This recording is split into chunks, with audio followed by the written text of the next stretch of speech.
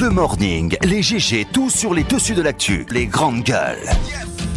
Parler beaucoup, manger l'argent, voyager beaucoup seulement. Mais travailler beaucoup, créer des choses, employer des jeunes, non, non, non. Les dirigeants africains, les dirigeants sont comme ça. Les grandes gueules. Bonjour à tous, bonjour à toutes, merci de nous rejoindre. C'est une nouvelle semaine qui commence en votre compagnie dans cette émission Les GG. 4 possibilités pour interagir à nos sujets, à nos débats.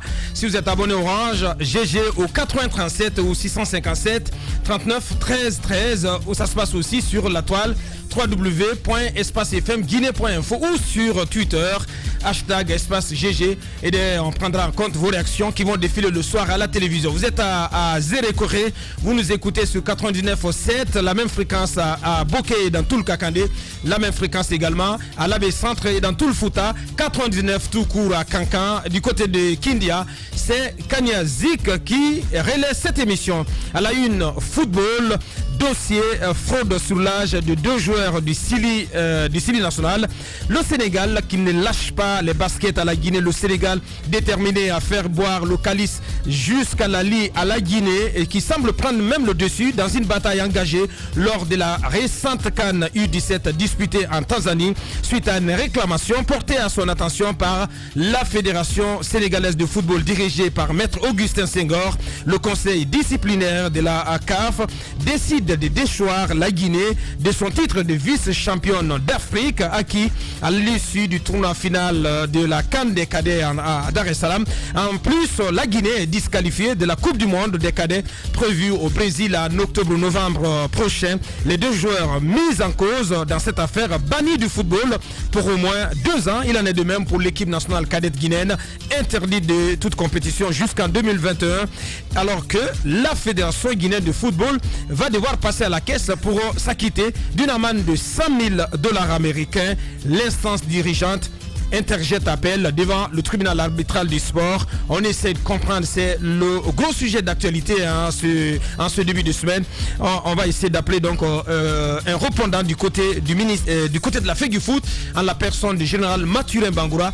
Il est 2e vice-président de cette instance. Il est également porte-parole désigné, porte-parole des circonstances pour ces moments de crise. Incendie dans les locaux du ministère du budget, précisément dans le bureau du directeur national du budget. Une enquête ouverte pour tenter de comprendre ce qui s'est passé vendredi. En attendant, des mesures conservatoires sont décidées. Que peut-on savoir à propos de cet incendie? La grosse question que nous nous posons en ce lundi, M. Ismaël Gubaté, il est le ministre du budget, donc principal concerné. Il va nous en dire plus dans cette émission. Bien d'autres sujets, un menu très copieux en ce lundi, viendront s'ajouter donc pour votre complément d'information. Toute l'équipe mobilisé au grand complet. Robert Sarah, bonjour. Bonjour. Bienvenue. Monsieur Robert. C'est la nouveauté. C'est la nouveauté. Merci. Mohamed Mara, bonjour. Bonjour. Bonjour Mafoudia, madame la préfète. Bonjour Titi, bonjour à tous. Bonjour, monsieur le Robina. Bonjour Abaka. Ouais, bonjour à tous. Nous avez manqué. Merci. Bien. Bonjour, inspecteur Colombo. Bonjour Abaka Titi Diallo, bienvenue. Bonjour Nabilaï Moussa Souma. Et Moussa Silla plutôt. Encore. Bien, pour commencer, forcément, Mohamed Mara, Moussa Moïse, vous avez suivi ces émeutes contre les délestages, contre le manque de courant à Conakry. Hier, c'était très tendu sur l'autoroute à hauteur d'Abondi et de Bonfi. À hauteur de Dabondé de Bonfi, également du côté de Madinam, sur l'autoroute Fidel Castro. Ce n'est pas une première, ça devient une sorte de routine chaque fois que le courant part et d'ailleurs ça devient assez récurrent à mon avis. J'ai comme l'impression que on ne contrôle absolument plus rien dans le secteur énergétique. Ouais. Est-ce que c'est devenu un bateau ivre? Voilà, est-ce que ce qui a poussé le chef de l'État en dernier conseil des ministres de donner des directives, des instructions fermes pour qu'un audit soit fait sur ce secteur afin d'éclairer peut-être sa propre au gouvernement là-dessus sur ce qui a été fait des fonds colossaux alloués à ce secteur depuis qu'il a la tête de ce pays. C'est lui-même qui a fait l'annonce de ces fonds. Les grandes et ça frôle les non, 400 000, pas 400 milliards. Ça dépasse les 3 milliards. Les 3 milliards de dollars d'investissement, ouais. D'investissement dans ce secteur. Pour un résultat qui peine à être visible. Moi, je trouve que la réaction même si on ne peut pas encourager les jeunes à sortir dans la rue, à barricader la route, ça peut amener à des violences sur des passagers, sur des passants, sur des particuliers qui n'ont absolument rien à voir avec les pouvoirs publics. Même si je n'encourage pas cela, mais je dis que c'est l'expression d'un ras-le-bol qui touche tout le monde. Hier, nous étions également plongés dans les lois. J'ai l'impression qu'hier, l'obscurité s'est donné rendez-vous pour envelopper la capitale guinéenne. Hier, c'était extraordinaire. Vous étiez, c'est-à-dire que le Guinée avait quelque chose en commun hier nuit à Conakry, c'était le noir, c'était l'ombre, c'était l'obscurité. On a broyé de noir. Que ça dure, hein. Ça devient compliqué. J'ai comme aussi l'impression que des incantations, entre guillemets, sont en train d'être faites pour que la pluie qui n'est pas à son heure puisse tomber rapidement afin de sauver Caleta. Mais c'est une honte. C'est une honte. Je suis quand même peiné de savoir que c'est au dernier moment que le chef de l'État décide de se réveiller. Depuis combien de temps? Après 9 ans. Après 9 ans depuis combien de temps on lui dit, des experts lui disent, parce qu'ils n'écoutent pas les bonnes personnes. Lorsque vous êtes président de la République, vous n'écoutez pas qu'une seule partie. C'est pourquoi vous avez la possibilité d'avoir énormément de conseillers. Mais pour un secteur aussi névralgique, lorsque vous prenez fonction, vous savez que le Guinéen en souffre depuis que vous étiez opposant, depuis que vous battiez pour l'avènement de la démocratie en Guinée. Et bien vous vous attaquez à ce secteur névralgique, vous faites de telle sorte que ce secteur puisse bouger. Si les hommes avec lesquels vous composez n'arrivent pas à atteindre vos objectifs, et bien vous les changez. Mais comme tu l'as dit, l'objectif escompté. Aujourd'hui, on a l'impression que ce gouvernement ne maîtrise rien dans ce secteur. Vous savez c'est un secteur qui échappe à tout contrôle. Vous savez ce qui se passe? C'est un bateau ivre. Je vais terminer par cette phrase. Le ministre de l'énergie, il y a de cela 2 mois, a fait une visite inopinée sur le site de la tannerie juste à côté pour donner des instructions, pour mettre la pression sur ceux qui y travaillent, pour leur dire vous avez jusqu'à la fin du mois de mai pour nous rendre ce bateau. Regardez avec quel... C'est un investissement privé. Oui, mais regardez avec quelle rapidité les gars sont en train de travailler. Tout est serré rapidement. On dit mais faites vite, creusez jusqu'au niveau de Koza. Vous avez ouvert des tranchées. Cratère qui est parti jusque vers Koza. On a sorti une sorte de pylône de l'autre côté. C'est fait à la va-vite parce qu'il n'y a pas de planification. On agit au niveau du pouvoir central. On agit que lorsqu'il y a le feu. C'est lorsque les gens sont... On dit mais c'est quel secteur? Ils se sont levés où? Bon, coupez le secteur A, donnez-le le courant au secteur B. On dit mais le secteur C s'est réveillé. Ah ben coupez le secteur B, donnez au secteur C. Voilà comment est-ce qu'on gère. C'est une honte, je trouve que c'est lamentable. On ne peut pas reconnaître la capitale guinéenne lorsqu'on est dans son avion. Et Tamba a fait l'expérience quand il revenait de la Turquie. Il a reconnu sa capitale que lorsqu'il a vu que tout était noir. Il dit c'est ici que je descends. Faut arrêter. Il n'était pas dans un train quand même. C'est Antoine plutôt. C'est plutôt Antoine. Merci Moussa. C'est plutôt Antoine qui a été plutôt parce qu'à l'intérieur de l'avion, et puis voilà, on commence à voir quelques îlots d'électricité un peu partout. Comme des lucioles. Et puis tu as l'impression de voir du courant qui clignote quoi. C'est-à-dire c'est parti, c'est revenu. Ce yo-yo qu'on voit même dans les airs. Et Antoine, on est à et c'était ça là. C'est comme s'il avait une carte sous les yeux. Mais pour revenir plus sérieusement à cette situation, je vais faire quand même le constat de 2 choses. Premièrement, et c'est là toute la légitimité du questionnement que posait Moussa Moïse tout à l'heure. Il y a eu pas mal d'investissements. Beaucoup d'efforts en termes financiers. On parle d'autour de 3 milliards de dollars aujourd'hui, c'est beaucoup d'argent. Évaluez ça en francs guinéens, vous allez voir ce que c'est. Vous n'auriez même pas de place dans votre calculatrice pour écrire tout le montant. La question que l'on se pose, est-ce que tout cet argent a servi à mettre en valeur les barrages, les centrales, tout ce qu'il y avait autour pour que la production elle soit celle qui avait été annoncée. Sans parler de la subvention de l'État à ce secteur qui a explosé à 400 milliards. Vous imaginez un peu. Et ce qui risque d'ailleurs de poser un problème parce que absolument au terme d'une année, on va se retrouver avec 1200 milliards alors qu'on partait pour 800 non, plus de 1100 milliards. Il faut chercher à comprendre qu'est-ce qui s'est passé. On risque de se retrouver c'est comme un dérèglement financier. C'est pas possible. Aboubacar, c'est même une autre paire de manches à mon avis qu'il faille analyser dépareillement. C'est-à-dire que parlons de cette question d'électricité, ensuite on verra ce qu'il en est. Mais ensuite, au-delà de la production, on s'est dit, le problème de EDG, c'est peut-être la gestion. il faut améliorer, qualifier sa gestion. Et puis Veolia est venu. Ouais. Veolia avec toutes les réserves que vous savez qui ont été émises. Et d'ailleurs, malgré le rapport de Veolia, parce que vous vous rappelez même à l'intérieur de ce studio, on en avait parlé, les chiffres sont très jolis. On va vous dire, tout au moins est parti à plus de 70%.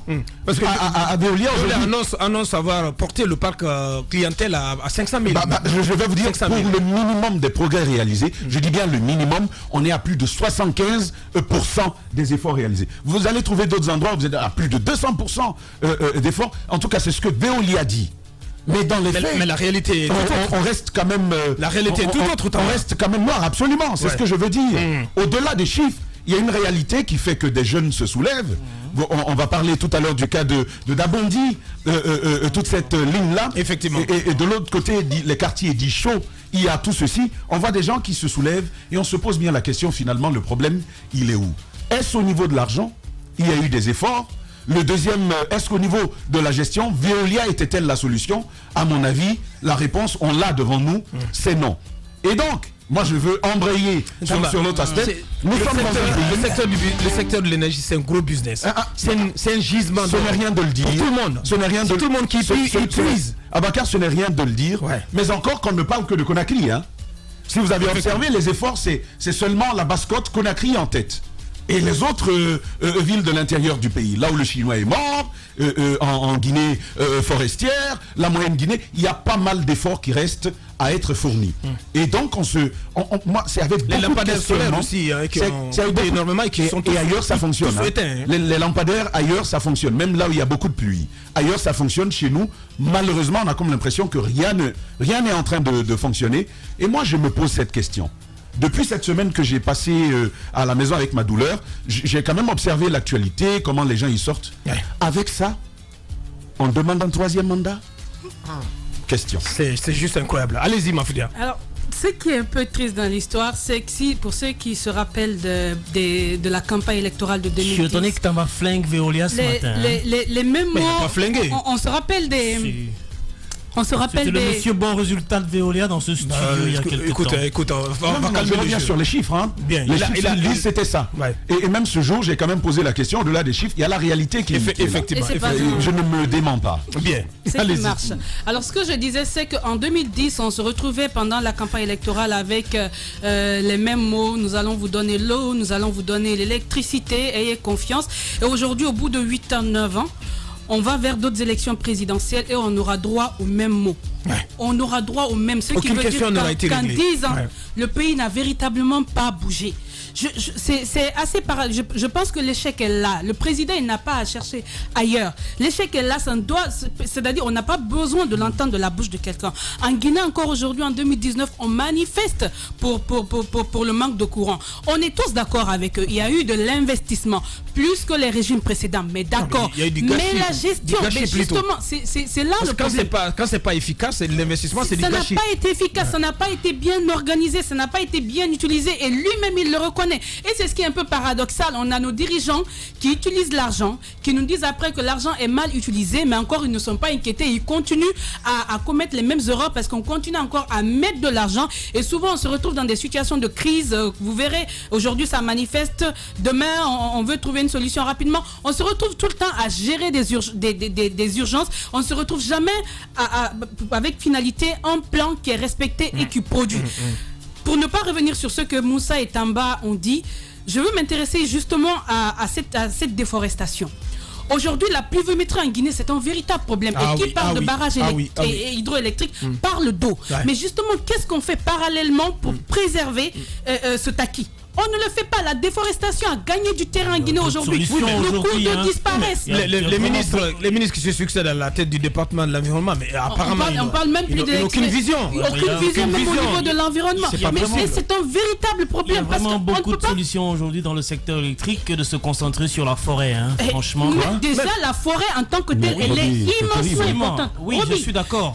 Il y a 1000 solutions. On peut parler du solaire, on peut parler les températures cette année. N'oublie pas que même les pays qui sont en avance aujourd'hui cherchent à revenir à cette situation où on a plus d'arbres, où on vit, parce qu'on connaît l'importance. C'est même pas lié qu'à l'électricité. Mais moi, je parlais de la déforestation, vu l'importance liée, parce qu'aujourd'hui, qu'est-ce que vous entendez au niveau du gouvernement? On mise davantage sur les barrages hydroélectriques que sur les solutions dont tu parles. Alors de grâce, pourquoi on ne parallèlement on ne préserve pas les acquis qu'on a de ce côté? La déforestation a gagné du terrain. Il n'y a aucune mesure de ce côté. Nos cours d'eau disparaissent de jour en jour. La dernière fois, je crois que c'était à l'Assemblée, j'entendais le ministre Talibé qui se prononçait là-dessus, mais c'était en quelques minutes. Il est passé. Après, on a continué à parler des gros montants. Mais je pense qu'il y a un problème. Le ministre, oui, on l'entend pas du tout. Hein. Ah, non, on va même pas. Il y a un problème. Il y a un problème de vision. Le problème, il va dire quoi? Il sera devant la presse. Il faut qu'il présente. Aboubacar, est-ce que l'environnement est une priorité, même pour le gouvernement globalement pris? Pas du tout. Ça, c'est une question. Pas du tout. Et Dieu seul sait combien nous coûte notre environnement aujourd'hui. D'arbres plantés? Bien, non. On ne veut pas de ces promesses. Alors, pas du tout. Le constat est clair. Il y a un échec. Aujourd'hui, ça ne va pas. Le Guinéen, au bout de 9 ans de gestion, n'a pas de courant électrique. Et ce qui est triste, c'est qu'en 2018, on aura les mêmes candidats qui nous diront ayez confiance, on va vous donner l'électricité. Bien, allez-y, Roby. Franchement, ce serait gaspiller sa salive ce matin, son énergie, que de parler tout le temps de EDG, parce que les faits sont têtus, sont là. Les résultats ne suivent pas. L'argent y a été investi, englouti même, si nous le disons comme ça. Le FMI récemment dans nos murs s'est fâché parce que le plafonnement de la subvention de l'État était de 800 milliards de francs guinéens par an. Et en un trimestre, on est déjà à 400 milliards. Vous avez vu? Donc plus de 3 millions de dollars, 3 milliards de dollars investis dans ce secteur pour les barrages, etc.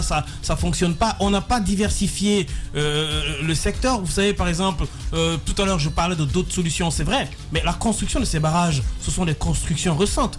Ce sont des constructions qui sont post-déforestation. Donc à partir de ce moment-là, je pense le gouvernement avait la possibilité de réfléchir à des solutions annexes, pas comme l'éolienne, comme le solaire, etc.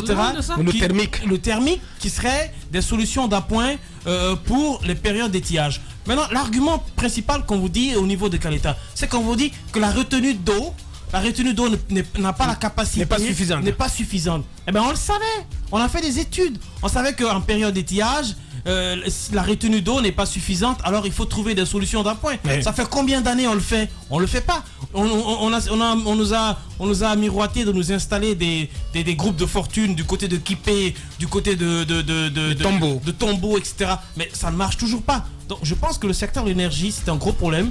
Et les manifestations sont des manifestations non seulement légitimes, mais l'autre aspect que je voulais soulever, ce sont les manifestations nocturnes, sporadiques, de lieu en lieu. La gendarmerie, c'est vrai, fait son maximum pour... Mais il faut aussi dénoncer la brutalité avec laquelle les forces de sécurité agissent sur les populations à l'occasion de ces manifestations. Hier, par exemple, à Dabodi, mais c'est à l'occasion de la prière la prière surrogatoire, Nafila, que les populations étaient dispersées. Oui, mais en pleine prière. Est-ce que c'est nouveau? Non, c'est pas possible. Mais il faut pas violenter l'habitude. Pas violenter les fidèles pendant qu'ils font les prières. Non. Parce qu'ils sont responsables de prière. Comme ça risque d'envenimer les choses. Ils sont responsables de rien. Il faut faire la part des choses. Moussa, permets-moi. Et c'est ça, il faut faire la part des choses. Du mouvement qui a mis faire la prière. Exactement. Ce ne sont pas les gens gendarmes qui ont été violentés. Non, pas du tout. Il faut faire la part des choses entre ceux qui sont sortis à cette heure-là dans l'esprit d'aller accomplir leur devoir religieux et ceux qui se sont mis à barricader les routes en brûlant les pneus. Il faut bien que la force de l'ordre intervienne pour disperser ceux qui... Vous ne pouvez pas d'Allah Akbar, vous entendez une bombe de gaz lacrymogène qui pète. Allah même vous commande de fuir. Vous pouvez pas quand même en train de... Allez-y. Vous pouvez pas quand même en train de prier dans la sérénité lorsqu'on brûle des pneus, etc. dans la rue. Mais il faut équiper aussi la gendarmerie pour que la gendarmerie puisse être plus efficace. C'est vrai qu'aujourd'hui, lorsqu'on prend le corps de la gendarmerie ne fait que la moitié du corps de la police. Et la police n'est pas très efficace sur le terrain en termes de maintien d'ordre lorsqu'il y a des situations pareilles. Non, alors vous allez fâcher généralement. Mais ce qui se fâche ou pas, c'est la réalité. Mais de toute façon, il faut équiper la gendarmerie. On a essayé d'approcher la gendarmerie pour qu'il nous donne beaucoup plus d'explications, mais le général Baldé ne veut pas parler de ça. Donc je pense qu'il est important aujourd'hui de faire la part des choses entre les forces de l'ordre qui vont maintenir l'ordre de la nuit parce que les manifestations, il y en aura. Je vous promets que EDG n'a pas la solution miracle pour nous donner le courant 24 heures. Il y a un gag d'ailleurs sur Facebook lorsque la RTG dit nous rassure la population, c'est une blague qui circule sur Facebook. Ils disent que ils lancent une publicité sur Facebook en disant vous allez suivre la CAN avec nous. Et il y a un EDG qui vient mettre un commentaire en bas que ça dépend de nous. Bien, c'est pas vrai, c'est pas faux non plus. Allez-y, Mohamed Mara. Oui, mais bon, tout le monde semble taper ce matin sur EDG. On connaît les problèmes, notamment de gestion de cette entreprise d'État. Mais EDG, à la limite, ne fait que distribuer ce qu'elle reçoit. Le vrai scandale, c'est à ce niveau-là, c'est au niveau de cette fourniture. Le président Alpha Condé a jeté tout son dévolu sur les barrages. Des barrages, on l'a dit ici maintes fois, dont les coûts ont été plus que surévalués. Ça, c'est le premier niveau de scandale. Les partenaires ont été parfois choisis dans des conditions assez opaques.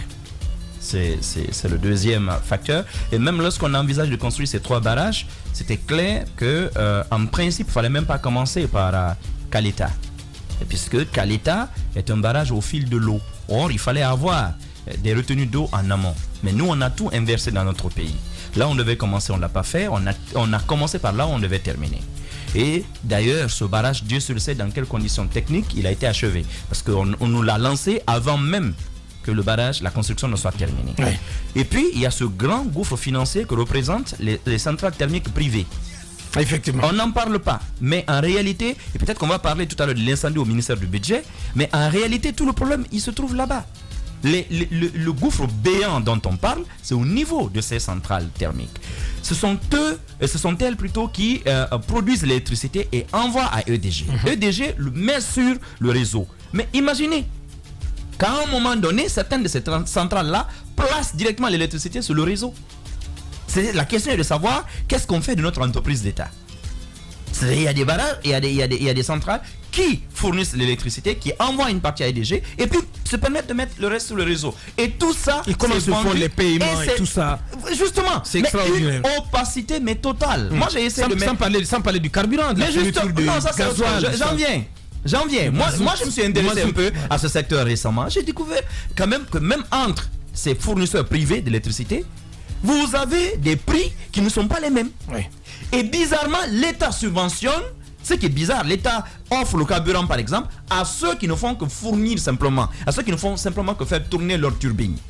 Alors, ceux qui se ravitaillent et prennent des coûts supplémentaires, eux sont payés nettement parfois à la moitié de ce que les premiers reçoivent. C'est un gros problème. Vous parlez tout à l'heure de Conakry, Tepawa, juste à côté. Mais c'est un groupe privé. Il ne faut pas l'oublier. Effectivement. Sauf que ce qu'on ne nous dit pas, derrière certaines des grosses centrales ici, vous avez directement ces Coutouréa. D'ailleurs, on n'en parle pas assez. Récemment, comment ça s'appelle? C'est GDG, comment ça s'appelle? Qui a remplacé K-Énergie. GDE. Attention, qui vient de perdre son procès, mais c'est retentissant du côté d'Abidjan, à la Cour commune de justice d'Abidjan. Mais c'est fini là. Parce que là, il a été prouvé finalement, attention que les groupes dont ils se sont même accaparés ne les appartiennent pas. Mais ces groupes-là, on n'en parle pas. Ce groupe-là, l'un des groupes, c'est AK Énergie qui appartient à cet opérateur guinéen, Cassus.